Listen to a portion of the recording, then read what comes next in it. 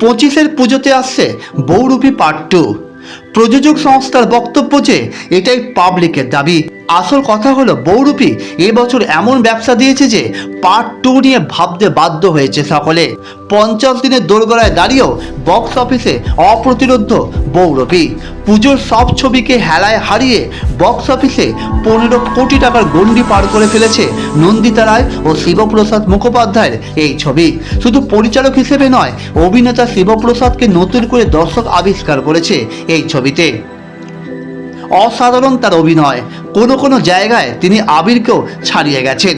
Bank ডাকাতির প্রেক্ষাপটে সাজানো বহুরূপীতে বড়বাবু আবির এবং বিক্রম প্রামাণিক অর্থাৎ শিবপ্রসাদের দৈরত তাড়িয়ে তাড়িয়ে উপভোগ করছেন দর্শক।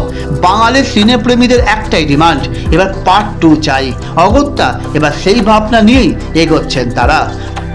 সম্প্রতি নিজের ফেসবুক দেওয়ালে শিবপ্রসাদ মুখোপাধ্যায় দর্শকদের সেই দাবি দেওয়ার স্ক্রিনশট তুলে ধরে ট্যাগ করেছেন আবির চট্টোপাধ্যায়কে।